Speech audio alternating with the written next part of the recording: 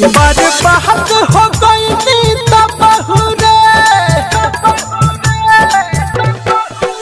बर्बाद हो गई बहु अखिया करे रहिया जो हेला जो बयाहत आवेले सिलावा दिलावा लइका बन के रोवेला जो बयाहत आवेले सिलावा दिलावा लइका बन के रोवेला बर्बाद हो गई बहु अखिया करे रहिया जो हेला जो बयाहत आवेले सिलावा दिलावा लइका बन के रोवेला जो बयाहत आवेले सिलावा दिलावा लइका बन के रोवेला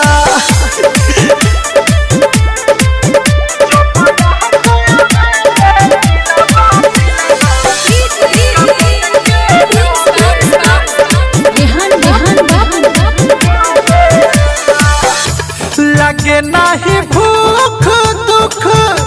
जिंदगी में हमारा है अब ढल जाता रे बिया होते यार ऐसा दिल बिया पीरा हनासा हल जाता रे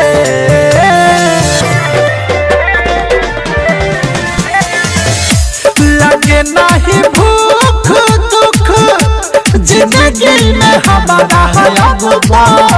ढल जाता रे बिया होते यार ऐसा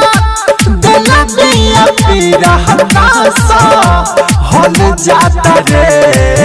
निंदिया हवेला नहीं अखिया के रतियों में नहीं सोवेला जो बयाहत आवेले सिलावा दिलावा लइका बन के रोवेला जो बयाहत आवेले सिलावा दिलावा लइका बन के रोवेला mix by Aditya recording studio Gopalganj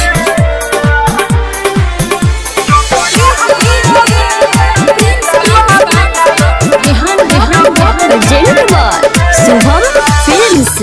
ओकर सूरतिया कबो अखिया से हमारा नहीं दूर होला मर जाइला के दीपकवा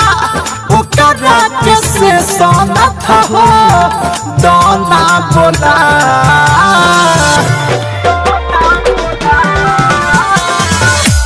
ओकर सूरतिया कबो अखिया से हमारा नहीं दूर होला मर जाइला के दीपकवा ओकरा के से सोनत हो